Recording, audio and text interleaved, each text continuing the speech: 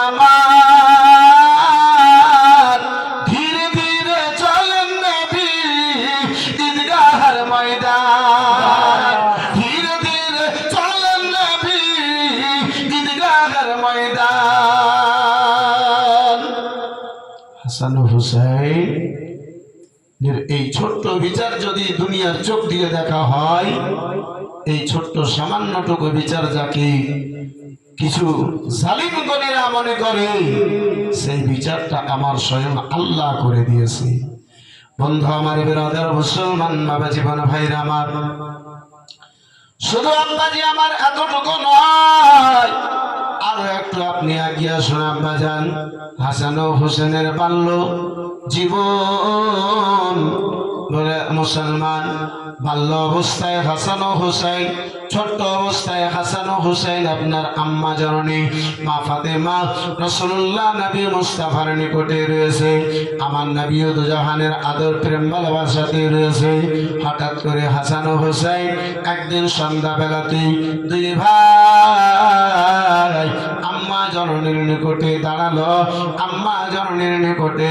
মনে হয় হাসান ও হুসাইন কি কোনো দুঃখ পেয়েছে হাসান ও হুসাইন কোনো কষ্ট পেয়েছে রাধার মুসলমান আম্মা জননীর নিকটে সন্ধ্যাবেলাতে দাঁড়ালো আমার হাসান ও হুসাইন গেল বলে মা গো আজকে আপনার নিকটে একখানা কথা জানার জন্য এসেছি একখানা কথা জিজ্ঞাসা করতে চাই আম্মা বলে বলো বলো বেটা কি এমন কথা বলতেছো বলো কি এমন কথা জিজ্ঞাসা করতেছো বলো বলে আম্মা জননী ও মা জননী আমরা আপনার নিকটে জানতে চাই মা কালকে ঈদের নামাজ হবে সারা মদিনাতে আম্মা সারা মদিনাতে সকল ছেলেদের নিকটে সকল ছেলেদের জন্য নতুন জামা কাপড়ের ব্যবস্থা হয়ে গেছে ওগো মা গো বলো বলো মা জননী আমরা দুই ভাই জান্নাতি যুবকদের সর্দার যে সকল নবী বন্ধের সর্দারের আমরা নওয়াসা খাতুনে জান্নাতের বেটা আলিশের খোদা আমরা নয়নতারা হাসান হুসাইন আমরা দুই ভাইয়ের জন্য কাপড়ের ব্যবস্থা হয়েছে ভাই নাই বলো মা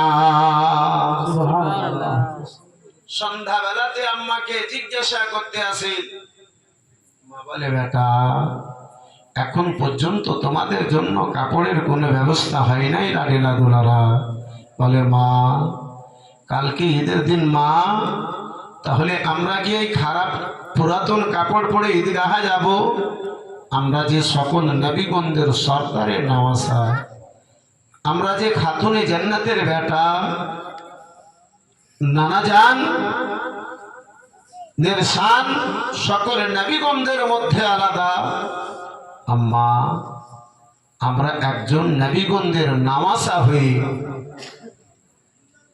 পুরাতন কাপড় পরে ঈদগাহে যাব মা বেটার দুঃখ ভরা কথা শুনি হাসান ও হুসাইনের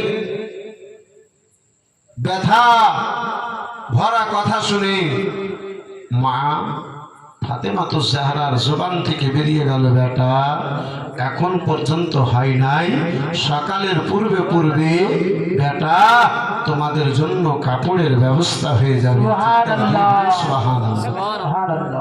সারাটা দিন কেটেছে দিনের পরে দিন কেটেছে ব্যবস্থা হয় নাই সন্ধ্যা লেগে গেছে মদিনার মার্কেট বন্ধ হতে চলেছে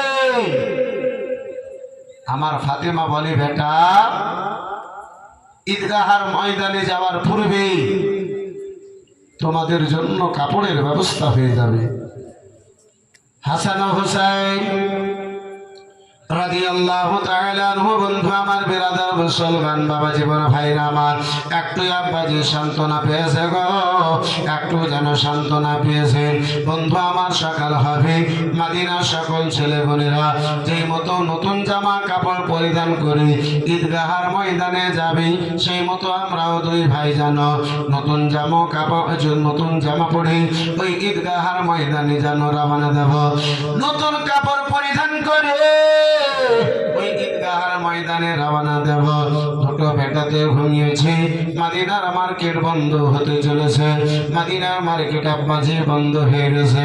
এই বেরাদার মুসলমান, কোন দোকান খালি, কোন দোকান থেকে হাসান ও হোসেনের আপনার কাপড়ের ব্যবস্থা করবে?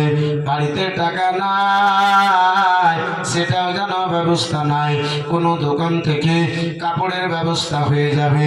বেরাদার মুসলমান, ফাতেমা চিন্তায় চিন্তিত।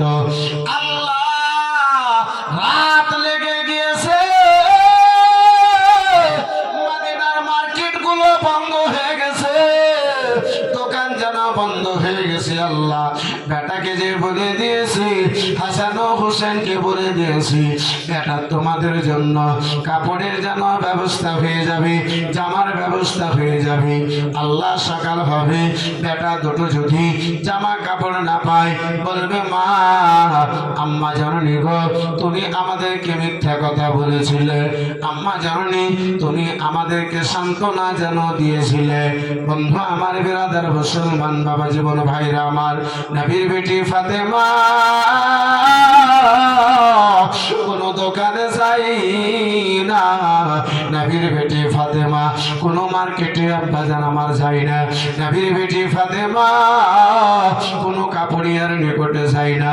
রাসূলুল্লাহর বেটি ফাতেমাকে আব্বা মুসাল্লা নিল, আপনার বাবা নামাজের পরে মুসাল্লা খানা নিল, 2 রাকাত নামাজ আদা করলো, সাজদা খানা মাথা খানা জমিনে রাখলো, আল্লাহর দরবারে সাজদা অবস্থায় যেন কান্না আরম্ভ করলো। হে রব্বুল আলামিন, মাওলা, হে মাওলা গো, ফাতেমা বলে দেওয়ার কাজ ছিল, ফাতেমা ভরসা দিয়ে দেওয়ার কাজ, হাসান ও হোসেনকে কাজ ছিল আমার, সন্তুষ্ট করার কাজ ছিল আমার। মাওলা, সে হাসান ও হোসেন নবীর নামাজের জন্য হে রব্বুল আলামিন এই কাপড়ের ব্যবস্থা করে দেওয়ার কাজ হলো মাওলা তোমার। বেরাদার মুসলমান, তাই তো আপা আমি বহু জায়গাতে বলে থাকি যে হাসান ও হুসাইনের জিকির আলোচনা শুধু দুনিয়ার মানুষ নয়, হাসান ও হুসাইনের আলোচনা জান্নাতের মধ্যেও হয়।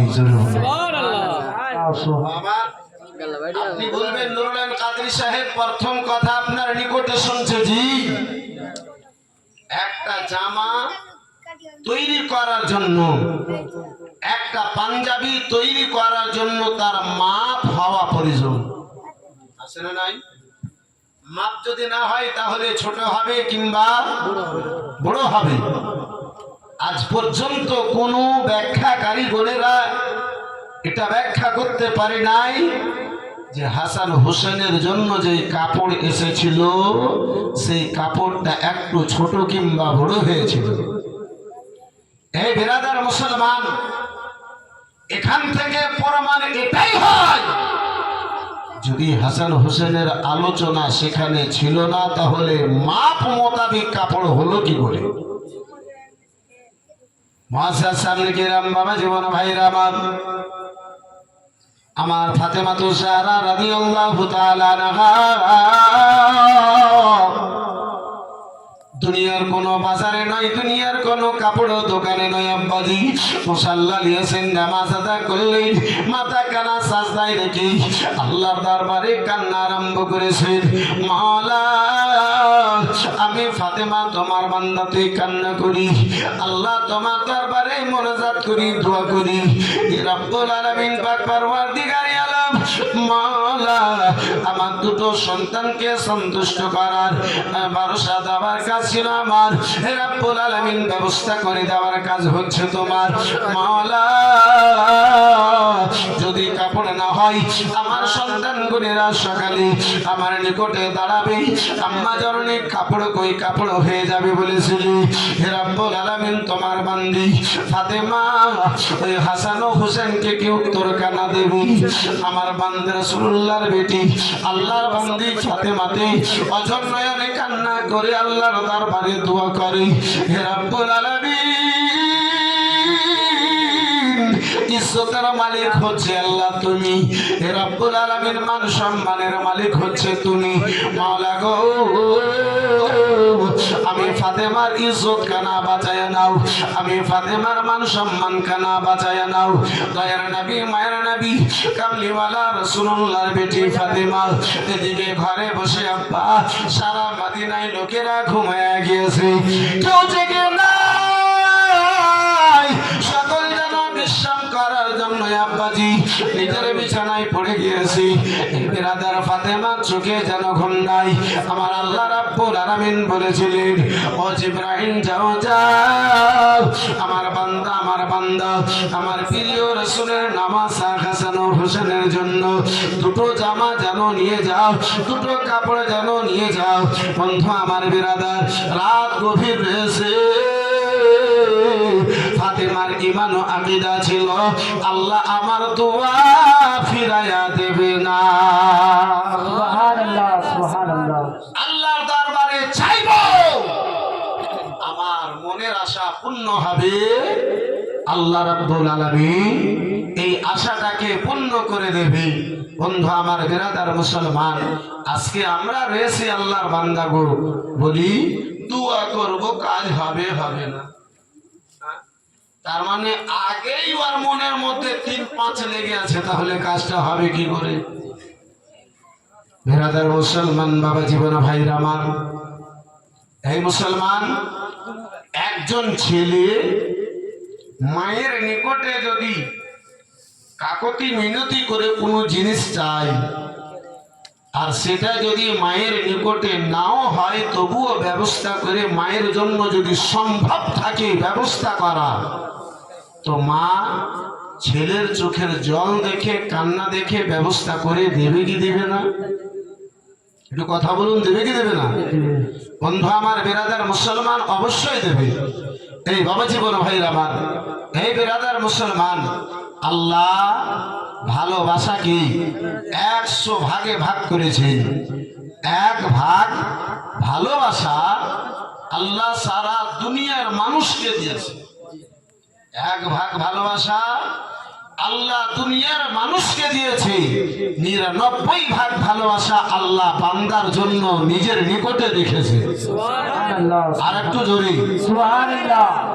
এক অংশ ভালোবাসা, এক ভাগ ভালোবাসা যার কাছে, সেই যদি বেটার ছেলের চোখের পানি যদি বরদাস্ত না করতে পারে, এই বিরাদার মুসলমান, সেই মা জননী আব্বাজি আমার সন্তানের মুখে হাসি ফুটাবে বলে পরিজনে যদি ভিক্ষা করেও যদি দিতে হয়, যদি তাই এ মুসলমান, এই বাচ্চা আমার, যে আল্লাহর নিকটে 99 অংশ ভালোবাসা, এই বিরাদার, সেই আল্লাহ কখনো বান্দার দোয়াকে ফিরাইয়া দেবে আব্বাসি আমার। কিন্তু মুসলমান চাওয়ার ঢং হওয়া চাই। লোক কহিতে